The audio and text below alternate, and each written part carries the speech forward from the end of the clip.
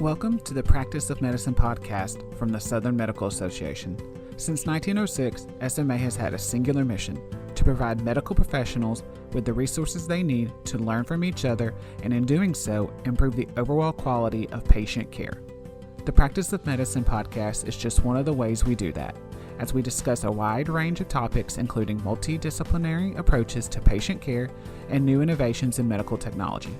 To learn more about SMA's many other services and educational initiatives, please visit us at sma.org.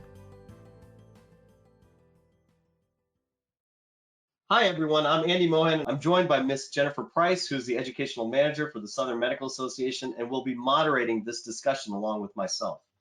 Our guest today is Dr. Lauren Kaczynski. Dr. Lauren Kaczynski is a subspecialty academic surgeon and founder of Metamorphosis Medicine.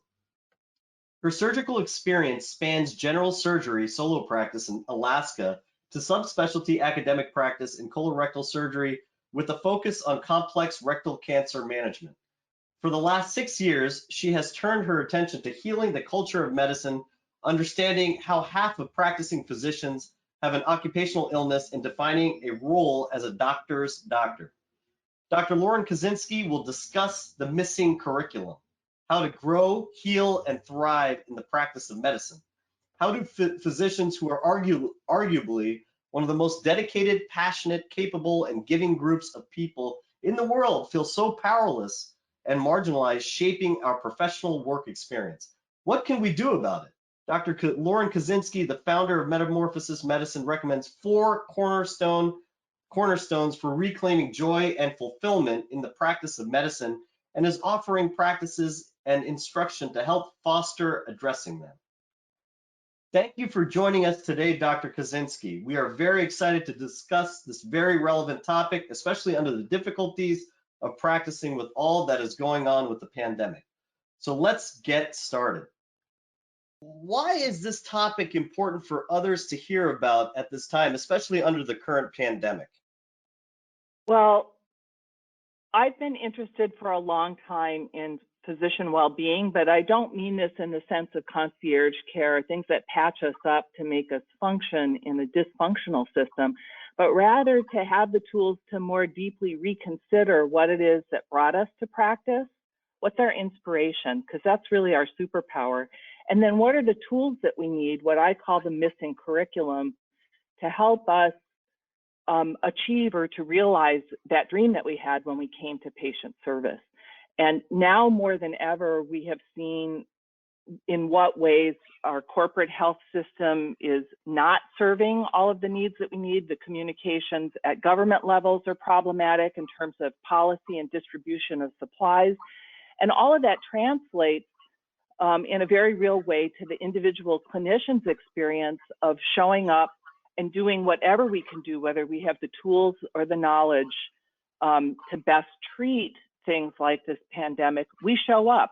And so what do we need to be there? And it's just such a perfect time to be open to and considering what our calling is and why we're here and how to be here. To that question, is a very thoughtful response. What is incorrectly or something misunderstood about this topic that our listeners wouldn't know? Well, I think when I talk about the missing curriculum, there's been a lot of conversation. That's a play on the idea that there's a hidden curriculum.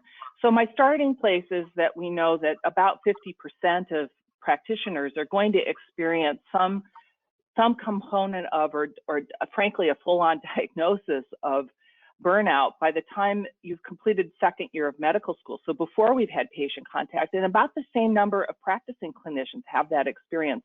So something isn't right about what we're doing. And so when I talk about the missing curriculum, what I'm talking about are the tools and strategies and insight that let us consider our experience more deeply. So this would be being able to take on and talk about the real centerpieces of our experience, which are things like, well, I use the acronym FIRST AID to talk about these things. So that includes things like failure or unexpected treatment outcomes, fatigue, which can be exhaustion that's physical and emotional, isolation, which can be a burden of responsibility and accountability, especially in the face of diminishing authority, perfectionism. So there's a whole list of things that we can go through if we want, but I think these are things that are constitutive of our experience, but that we really don't have a framework for talking about them.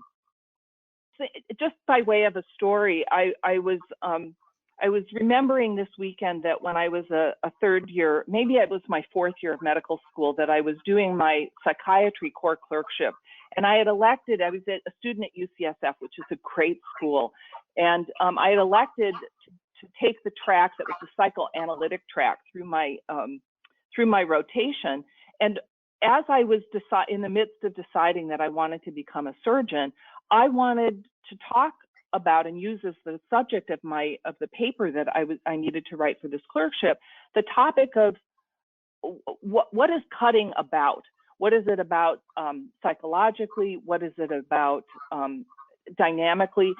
And I wanted this to be an experience where I could move into a deeper understanding myself of what my shadow self and also my light self were trying to express through this career path.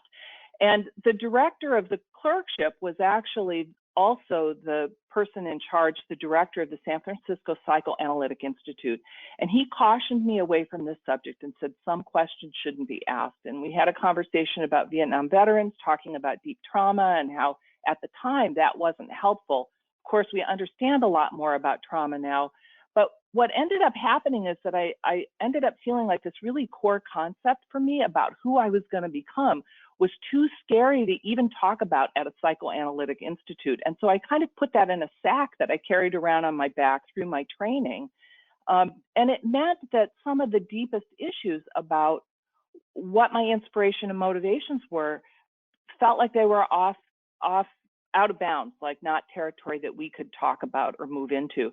And I think this failure to get at the heart of who and what we are leaves us suspended with performing and doing a lot of activity on behalf of patients or completing assignments and things in the hospital, but without retaining some essential core connection to our fire, to what it is that we want.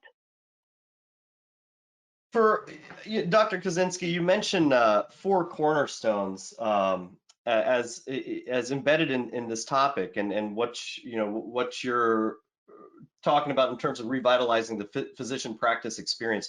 What is that? Well, what are these 4 cornerstones that you do mention? Can you give us a little bit of a brief synopsis on that? Right. It's taken me several years, first of all, to try to articulate for myself what's wrong, and then, of course, to have some ideas about what can we do to fix things. So the 4 cornerstones that I talk about, first of all, one is building some strong foundations in our in terms of habits and outlook that replete us, that give us energy and give us perspective. So some of these things are things like contemplative practice, a practice of writing things down, and these are tools that can be helpful to us for emotional regulation, for focus and concentration. They're really kind of building blocks for what we do. The second part that I talk about as a cornerstone is getting acquainted with this missing curriculum. So beginning to identify and work with and have ways to metabolize things that are part and parcel of addressing other people's suffering. And whether we do that through biomedical science or through a healing presence, or hopefully some combination of both, and in alliance with our patients, these are things that are core to our capacity to have a sustainable practice. The third thing that I talk about is rebalancing our priorities. So let me just take a minute to say that, because in some ways the beauty of a career in medicine is that it's almost like a perfect trifecta of opportunities. One being that there's financial security. That may be shifting some in terms of how much financial return we get, but we still are fairly well assured, except in a time like this where I know a lot of practices are struggling to stay afloat, which is ironic since we're in the biggest healthcare crisis of the last 100 years. But nonetheless, there is some place of financial resource, and I reframe that as prosperity. So we can redefine that so that it's not just the dollar amount that we're earning, but a sense of wealth. The second thing is intellectual challenge and applied problem solving to real problems that matter. So that's the scientific element, which has been a very powerful tool. It's not the only tool, but it's a really powerful tool in our armamentarium. And the third component of this trifecta is, I'm going to call it the humanitarian calling, or I talk about it as sacred intention because it feels so core to who I am and to what I felt was an invitation that I earned through my training and commitment to have a seat at the table of life every day and to be allowed into the most vulnerable and private parts of people's experience. And this is built on trust. And it's really that third element that gives meaning and dimension to the other two. People spend a lot of money on healthcare because we care about the third element, which is caring about each other. And the same is true, I think, for the investments made in the scientific realm. So rebalancing priorities is the third cornerstone. And the fourth thing that I'd like everybody to be able to do is to feel more empowered to write a personal practice prescription. So that means taking inventory of what your skills and capabilities are as a physician, and then being able to shape how you come to work every day, not in response to what assembly line medicine or corporate medicine or big health medicine, however you want to think about that, not in terms of just what that tells you to do and to be, but really finding a way to preserve your own resource and activate yourself through writing this practice prescription. And my agenda in that isn't just that each individual physician has a more vibrant connection to work and that we grow, heal, and thrive through our work, but also that incrementally we contribute to a bigger change in what healthcare looks like. That was a lot. Yeah, no, that is a lot, and you went into depth in regards to these four cornerstones, and you also went into depth in regards to the missing curriculum and what providers or physicians are missing, essentially, to change their whole experience of practicing. For us, how do you envision providing this type of resource in an organic manner? What can we do? How can we align with you as physicians to achieve these goals? I think the first thing is that each person needs to take stock of what the costs are of continuing business as usual, or the way it's been presented to us. Because at some point at the beginning of this journey, I first started to think about hospitals as places that really, and because as a surgeon, my practice is tied to a hospital. So for primary care providers, some of this might look a little bit different because you have the opportunity, although many people don't see that, but you have an opportunity to separate a little bit from an organization or structure that doesn't work for you.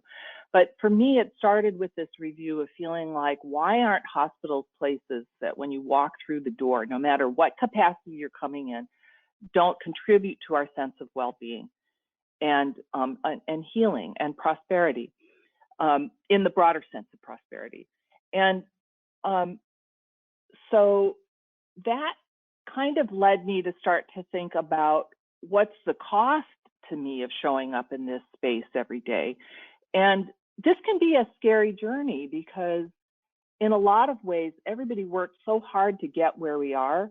And then it can feel like you just have a toehold or you're standing on a pretty narrow ledge. And so how do you imagine? Well, I mean, what I saw was that hospitals were places that both exacerbated some key features of illness experience, which are feeling like you're not yourself, So loss of sense of self, and also loss of autonomy or loss of control. And in a triage-based kind of assembly line sort of conservation of resources kind of delivery of care, it exacerbates those two illness experiences. But I also saw that physicians feel the same way. I mean, we increasingly feel like we don't matter, or our individual styles or ways of digesting and performing as practitioners don't matter, and that we're cogs in a system that we are just one more piece of, an indistinct piece of. So I think tuning into that with an idea that there are things that we can do to make it be different leaves us feeling less helpless. I mean, we're a really talented, intelligent, dedicated group of people, in many ways a privileged group of people. And it just is so shocking to me when I feel myself or hear my colleagues say, we can't do anything and we feel helpless. So the first part, I think, is just recognizing that. The second part is then getting plugged into practices, conversation, and curriculum. And this is a co-created event. I mean, I don't have all of the answers or scientifically proven, randomized controlled trials that prove the success or efficacy of these things. But to me, it feels like opening the conversation, connecting with what our source motivation is, and then beginning some practices and work together helps. So that's the overview. The specifics, I think, can happen through online coursework and through away retreats, and not things that just patch you up and send you back out, but that are part of an intentional effort to kind of rebuild your practice, an idea of yourself as a physician and resource from the inside out. And that's some of what Metamorphosis Medicine is endeavoring to do and to offer. I totally agree with you, Dr. Kaczynski. This is just, for me, we talk about pandemic and we're thinking about, COVID-19. I think something like this is an epidemic within our country in terms of physicians feeling valued, not thinking that they're robots and just a piece of part in a cog or something. And it's a very sad time. And I noticed that I've traveled throughout the country and I've met a lot of different physicians, and there's a common theme that there is that value is lacking. Number one, and it's just very sad, and everything seems to be so metric based when the value should be based on the quality of care that you give your patient. And that's when physicians truly feel valued, when they're able to provide that care and not have to worry about a number or some sort of efficiency, how do I call it, a parameter that they have to be constrained within those guidelines. It is sad, and that's why I'm so happy that you're talking about this. I'm so excited and inspired that you're talking about something like this, because it is truly something that is needed. And that leads me to my next question. What truly inspired you to take this on? I mean, I just feel a lot of passion in you talking about this. What was that one factor, multiple factors that made you just feel like I've got to do something and the time is now? Honestly, I had a kind of traumatic rupture with my immediate boss in my job as an academic surgeon. And we had worked together for about 6 years and talked about a lot of how we wanted the section to grow and what we thought ideal care was for patients and things like that. And there were a lot of struggles making this practice be, I think, what we both envisioned. But I didn't realize that there was sort of a simmering dissatisfaction or a desire for control or some other things that were going on his part. And when this came to light, first of all, how it came to light was pretty shocking. And I've blogged and things about this, partly because I think when we have a rupture, when something implodes in some fashion, and this, actually, I think this is happening at the national level too, you know, that it's a time of reckoning. It's a time of, first of all, deep dive into, for myself, what did I do that created this circumstance or let me not recognize what was happening? I mean, under the circumstances, I wasn't feeling burned out. I wasn't fireable. And so how this got negotiated was in a very different plane. And that call to me about how I was in that particular conversation or this conflict at this time, first of all, called everything about my life into question. Because for me, first of all, coming out of a pretty traumatic upbringing, the point at which I identified a career in medicine might be, was like a lifesaver, an anchoring point for my life was in grade school. And it was in a year that my mom had a nervous breakdown. That's what we called it then. She ended up leaving and she ended up being gone for a couple of years. I was raised then with her family, which was actually quite stable. So there were a lot of things that happened through my adolescence, and this idea of having meaningful work because I knew I was always going to have a job. This always delivered. The idea of being a doctor just kept delivering. It gave me a sense of security and stability. And so this got integrated into the very core of who I am. And there are pluses and minuses to that. I mean, this gets back to some of these questions about rebalancing and how do we write a personal practice prescription. But when I came to this point of conflict, which was also in midlife, a lot of things converged in that and made me say, well, maybe I've done so much work to build my credibility as an academic surgeon that even though I'm in this place of conflict, maybe this is the time where I finally get to take on this other piece of things that felt too soft in a way as a woman surgeon to hang my hat on as the centerpiece of my academic work. And that's what started the journey. So, I mean, I think this is often the case that there's some kind of a breakdown of things, a breakdown of communication in a relationship. Your car breaks down on the road at the side, you know, on the side of the road at a night, and you have finally the decision that you have to do something different about your transportation. I mean, this is not an unusual way. But my passion for being with patients and my passion for medicine and the promise of what this could and should be, what I wanted it to be and what it actually has turned out to be, that gap, I think, is a thought construct. I think we have control over that. And we don't have control to take it all on as one person against a big organization or institution, but we have a chance to take it on even in these really troubling times in incremental ways, in small ways where we say yes to things that move us closer to our ideal and no that to things that take us away. And even that little action day by day will build in a very solid way a sense of empowerment, I think, and change. Yeah. That's beautiful, Dr. Kaczynski. I mean, our peers, your peers, they need you right now, and it just seems like you have an answer or a solution to a lot of what's going on in terms of the difficulties in practicing medicine today. So it's truly, for me, it's inspiring just to listen to something like this.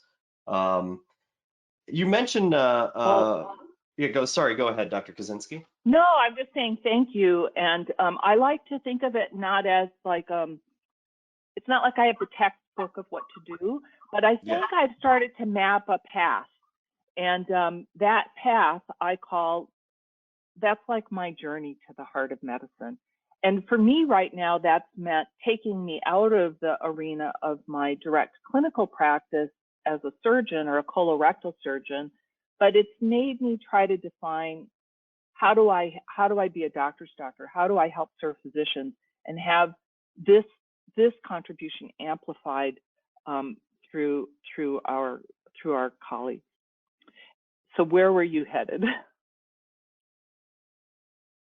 headed directly where you were headed, and I wanted to find out a little bit further on what does this mean? What is a doctor's doctor? I think that our audience would certainly benefit from understanding your definition of what that truly means, and maybe there is something hidden deeper, a hidden meaning that we can all benefit from. So what is that? Well, the first thing that comes to mind is that physician, the root of that is in teacher or educator. And so I think I didn't have the wisdom and guidance and tradition to help cultivate the skill set that I needed to perform in the ways that I imagined and to become the doctor that I imagined being. And I will say that even now, people say to me, why are you doing this? You're like the doctor patients want to see. Like you're the person that they're hoping to see. And there's some truth to that, but it's also, that's about caring. And so the first piece is that of trying to figure out and analyze what's missing and how do we provide that for each other. The second part is that there's this quality of running on empty. This has to do with this hero idea, by the way, right now, which I think is not serving us well. I mean, it's nice to be in the public eye in that way, but at the same time that people are being touted as heroes, they're also being fired from their jobs because they're complaining about things that outside that they can't get satisfied inside, like getting enough PPE at times we've needed it. So I think this idea of running on empty, or that we're going to attain some kind of transcendence in our practice or access a superpower by just not getting enough sleep, not taking care of ourselves, when really the secret power that we have is through our own self-care and our acceptance of ourselves. So this attention, we have to be that admonition, healer, heal thyself, which always sounded punitive to me before, like take your own medicine or something. Well, what if we had medicine? And I mean that in the sense of what's good for us, what makes us stronger, what fortifies us. What if we had medicine that we gave ourselves that did actually do that, and that we were able then to in alignment, full alignment with ourselves, present that and share that and be humble about our own struggles to do that for ourselves when we meet our patients, wherever they are. And the last part is quite literal in this, although I'm not doing this right now, but I'm thinking about it. And that is that, like the cobbler's children having no shoes, a lot of healthcare providers don't even get their own healthcare. They don't have a relationship themselves with another physician. And that relationship is really important to be exploring in both valences, right? Because that brings honesty and integrity to what we do. And it also assures that we're taking care of ourselves. I mean, think of how many times during your training or practice you've showed up for morning rounds in an ICU with lights on, things blaring, and somebody drinking a Mountain Dew for breakfast as that's the start of the day. You know, that's not anything that we would recommend for anybody else. And we seem not to understand or feel disappointed about the lack of compliance or agreement with our treatment regimens. And we don't even have healing alliances ourselves, with ourselves or with other people. So that's what I mean about being a physician's physician. I want to form healing alliances with other physicians that bring us greater health, and then in turn allow us to deliver that to other people. You know, Dr. Kosinski, I am more of a Dr. Pepper drinking person per se. I'm not big into Mountain Dew, but I can see myself certainly slugging down a few, Dr. Peppers or maybe an A&W root beer. But let's not try to promote sodas on this podcast. We do have physician listeners and patient listeners, and we certainly don't want them to have any of that sugary substances as a means of substituting for their breakfast breakfast or lunch. Yeah. I want to take this time. We have our other moderator, Jennifer Price, is also on the the discussion, and there's been so much valuable information that you've given us. Yes. And from a patient perspective, Jennifer, and just an educational perspective, do you have any thoughts on this? And do you have any questions that you'd like to ask Dr. Kaczynski? This has been a very, very informative conversation, and it's what you spoke about here most recently about the physician's physician, and that's just something I've never really thought about, even in my interactions with physicians in my job with SMA. Or, you know, I come from a family of physicians on one side, and I've just never really thought about the relationship that they may have with their physicians, and I think that's really kind of an overlooked component, and I may have to ask them about that. That was really kind of eye-opening to me. So thank you for kind of enlightening me on that. If nothing else, I mean, this whole conversation has been wonderful, but that especially sort of hit home to me. So thank you for that. I think you provided an incredible resource today, and I, for one, truly appreciate it. Jennifer, let me just say one, I want to just add one thing in response to what you said, Jennifer, because I'm actually surprised that that's the piece that came through, and happy to hear that. At some point, you know, there's a lot of work going on to draw attention to physician suicide and what's underwriting that. And patients suffer when physicians are suffering. Either their doctor disappears. I mean, at the time that I had this rupture, it was very painful for me to leave patients that I had long-term relationships with in cancer care over some years. And of course, when somebody dies, that's a loss for patients too. And I am aware of at least one patient who was so concerned about her physician that she was a donor to a physician wellness program, the creation of that. And when I heard that, I realized that I've always maintained that there's a two-way street between patients and doctors. I mean, I'm not a doctor without a patient.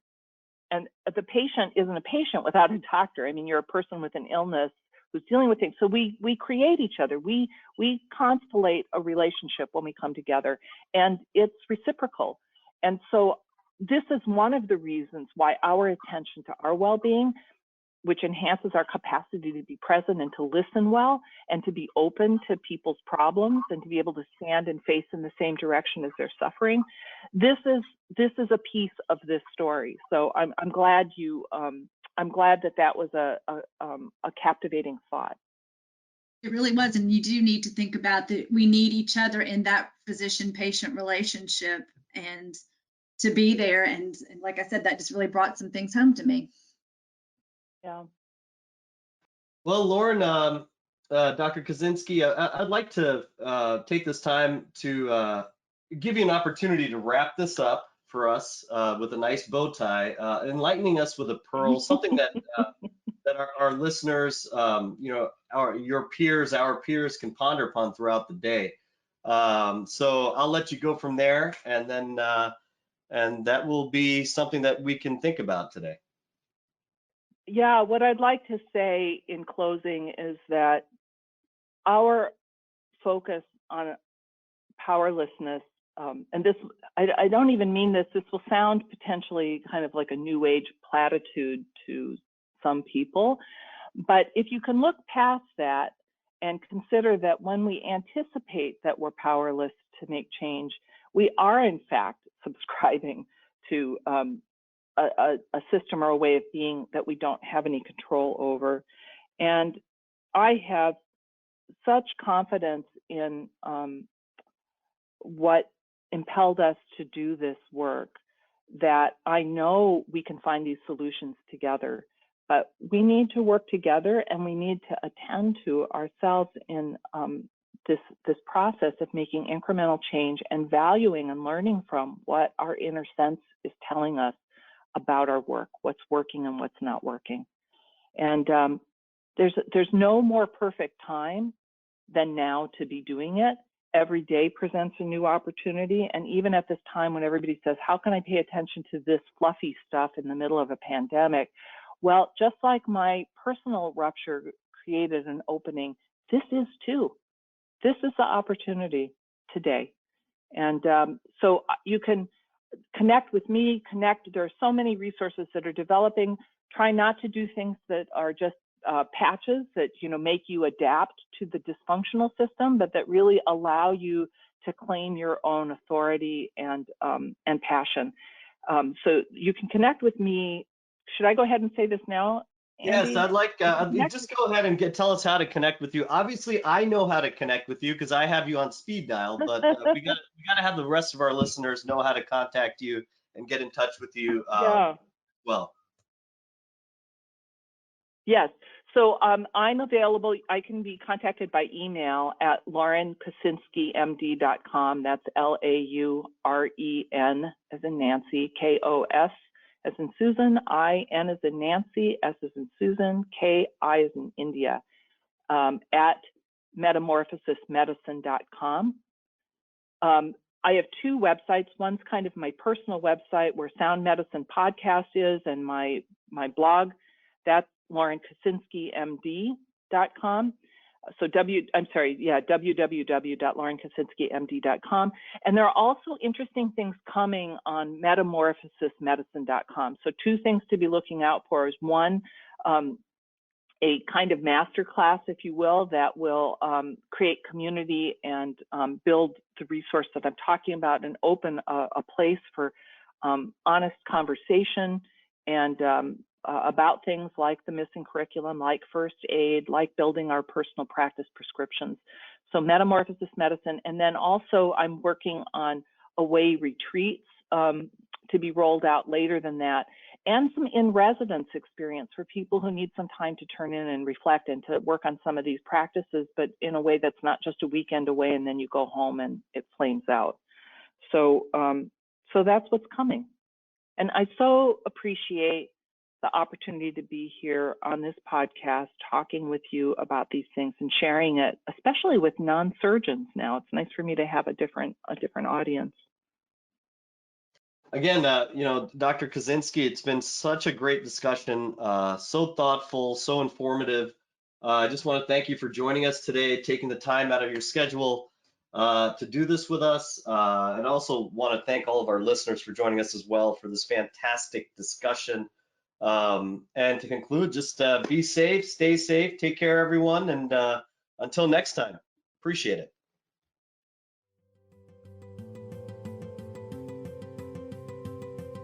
We hope you enjoyed the practice of medicine. For more episodes in this series or SMA's The Business of Medicine podcast, go to sma.org/podcast or subscribe to us on iTunes, Google Play, Spotify, or wherever you get your podcasts.